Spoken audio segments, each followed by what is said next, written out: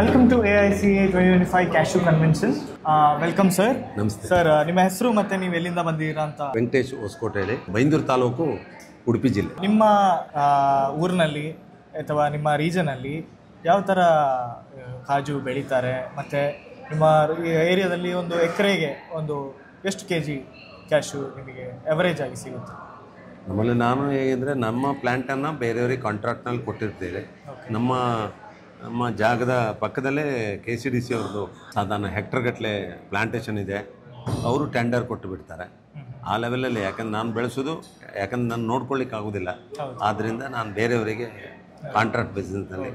Sir, ಸುಮಾರು ಎಷ್ಟು ವರ್ಷದಿಂದ ನೀವು ಕಾಜು ಕೃಷಿ ಅಲ್ಲಿ ಇನ್ವಾಲ್ವ್ ಆಗಿದೆ? ಕಾರಣ ಒಂದು 10-15 ವರ್ಷದಲ್ಲಿ. ಅಂದರೆ ಅದು ಈಗೆಲ್ಲ ಹಳೆ ಪ್ಲ್ಯಾಂಟೇಷನ್ ಆಗಿದೆ, ಹೊಸ ಪ್ಲ್ಯಾಂಟೇಷನ್ ಮಾಡಬೇಕಷ್ಟೇ.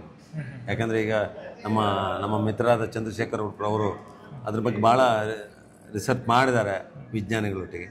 ನಾವೆಲ್ಲ ಹಳೆ ಪ್ಲ್ಯಾಂಟೇಷನಲ್ಲೇ ಇದೆ ಇನ್ನು, ಅದರಿಂದ ಸ್ವಲ್ಪ ವರ್ಕೌಟ್ ಆಗ್ತಾಯಿಲ್ಲ. ಯಾಕೆಂದರೆ ಇವತ್ತೆಲ್ಲ ಗೇರು ಬೀಜ ಹೆಕ್ಕುವುದು ಭಾಳ ದುಸ್ತರ ಆಗ್ತಾಯಿದೆ, ಲೇಬರ್ ಕಾಸ್ಟ್ ಜಾಸ್ತಿ ಆಗ್ತಾಯಿದೆ. ಇವತ್ತು ನೀವು ಕೊಡೋದು ರೇಟ್ಗಿಂತ ಹೆಚ್ಚು ನಮಗೆ ಅದನ್ನು ಕಲೆಕ್ಟ್ ಮಾಡಲಿಕ್ಕೆ ಭಾಳ ಕಷ್ಟ ಆಗ್ತಾಯಿದೆ. ಯಾಕಂದರೆ ಎಲ್ಲ ಸರ್ಕಾರದ ನೀತಿಯಿಂದ ನಮಗೆ ಭಾಳ ಲೇಬರ್ಸ್ ಕೆಲಸ ಮಾಡುವವರೇ ಕಮ್ಮಿ ಆಗ್ತಾ ಇದ್ದಾರೆ. ಮತ್ತು ಸರಿ, ಈಗ ಕಾಜು ಕೃಷಿಯಲ್ಲಿ ಯಾವ ರೀತಿಯ ನಿಮಗೆ ತೊಂದರೆಗಳು ಬರುತ್ತೆ? ಅಂದರೆ ನೀವು ಹೇಳಿದ್ರಿ ಅದು ತೋಟವನ್ನು ಕ್ಲೀನಾಗಿ ಇಟ್ಕೋಬೇಕು, ಮತ್ತು ಲೇಬರ್ ಕಾಸ್ಟ್ ಬರುತ್ತೆ ಸೀಸನಲ್ಲಿ. ಇನ್ನಿತರ ಏನೇನು ಪ್ರಾಬ್ಲಮ್ ಏನೇನು ಬರುತ್ತೆ ಸರ್? ಪ್ರಾಬ್ಲಮ್ ಅಂದರೆ ಈ ಫ್ಲವರ್ ಆಗುವಾಗ ಅದು ಒಣಗಿದ್ದು ಸೊಳ್ಳೆ ಕಾಟಗಳು, ಅದಕ್ಕೆ ಸ್ಪ್ರೇ ಮಾಡಲಿಕ್ಕೆ ಸಸೂತ್ರ ಆಗೋದಿಲ್ಲ. ಈ ಎಂಡೋಸಲ್ಫಾನ್ ಬಂದು ಅದೆಲ್ಲ ಒಂದು ಸತಿ ರಗಳೆ ಆಗಿ ಈಗ ಅದಕ್ಕೆಲ್ಲ ಬ್ಯಾನ್ ಆಗಿದೆ. ಆರ್ಗ್ಯಾನಿಕ್ನಲ್ಲಿ ಹೊಡಲಿಕ್ಕೆ ಸರಿಯಾದ ಔಷಧಗಳು ನಮಗೆ ಸಪ್ಲೈ ಮಾಡ್ಕೊಳ್ಳಿಕ್ಕೆ ಆಗ್ತಾ ಇಲ್ಲ.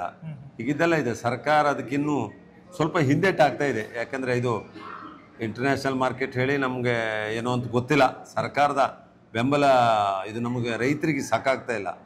ಏನೋ ಹೇಳ್ತದೆ ಎಷ್ಟು ದಿನ ರೈತರು ಅದು ಹೇಳ್ತದೆ, ವಿಜ್ಞಾನದಿಂದ ರೈತರ ಅಂಗಳಕ್ಕೆ ಹೋಗ್ತಾ ಇಲ್ಲ. ಅದು ಎಲ್ಲಿ ಡ್ರಾಪ್ ಆಗ್ತದೆ ನಮ್ಗೆ ಗೊತ್ತಾಗ್ತಾ ಇಲ್ಲ. ಸರ್, ಇವಾಗ ನಾವು ಮೇಯ್ನಾಗಿ ನೋಡೋದಂದರೆ ಭಾರತದ ಒಂದು ಕಾಜುನ ಇಳುವರಿ ನೋಡೋದಾದರೆ ಎವರೇಜ್ ಆಗಿ ಒಂದು 800 kg ಪರ್ ಹೆಕ್ಟರ್. ಅದೇ ವಿದೇಶ, ಫಾರ್ ಎಕ್ಸಾಂಪಲ್ ವಿಯೆಟ್ನಾಂ ಇರ್ಬೋದು, ಸುಮಾರು 2500 kg ವರೆಗೂ ಇದೆ. ನಿಮ್ಮ ಪ್ರಕಾರ ಎಲ್ಲಿ ಭಾರತ ಹಿಂದುವರಿತಿದೆ? ಅದು ಈ 750 ಇರೋದನ್ನು 1500 ಹೇಗೆ ಮಾಡ್ಬೋದು ನಿಮ್ಮ ಪ್ರಕಾರ? ಅದೇ ಹೇಳಿದ್ನಲ್ಲ, ವೈಜ್ಞಾನಿಕವಾಗಿ ರೈತರಿಗೆ ವೈಜ್ಞಾನಿಕದ ಯಾವ ರೀತಿಯಲ್ಲಿ ಬೆಳೆಸಬೇಕು ಏನಂತ ಅದಿನ್ನೂ ರೈತರ ಮಟ್ಟಕ್ಕೆ ಹೋಗ್ತಾ ಇಲ್ಲ. ಅಲ್ಲಿ ಎಲ್ಲೂ ಎಡವಿದೆ, ಅದು ಏನಂತ ಗೊತ್ತಾಗ್ತಾ ಇಲ್ಲ.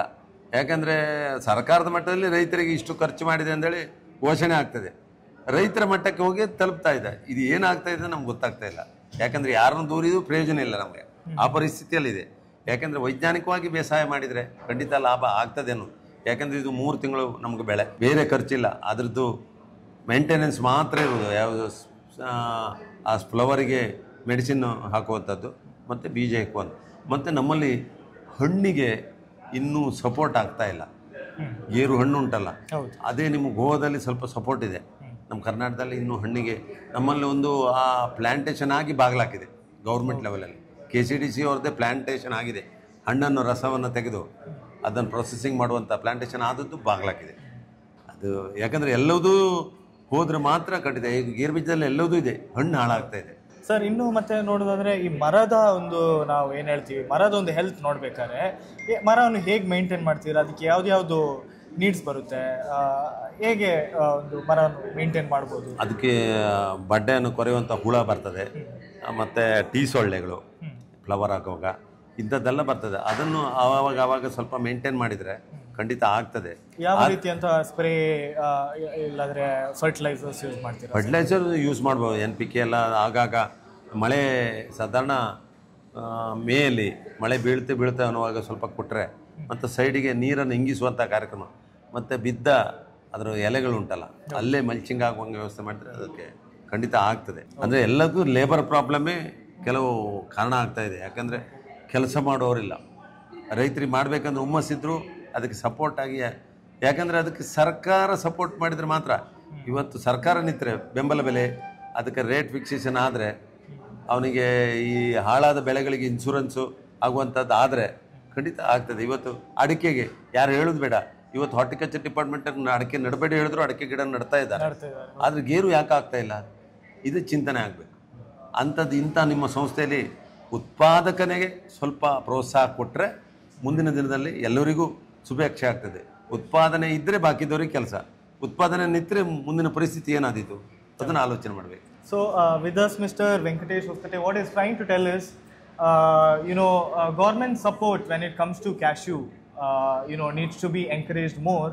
And on the same note, what he's trying to say is regions like Goa, where the cashew fruit is also used for certain processes, or it is used from farms.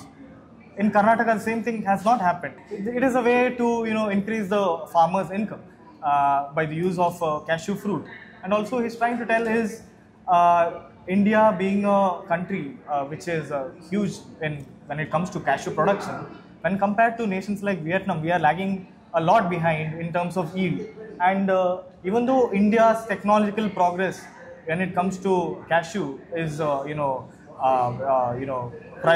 appreciable, but it is not reaching to the ground level of farmers who in fact has to be educated, and hence only when this is done, the yield can be increased in a significant matter is what Mr. Venkatesh is trying to tell.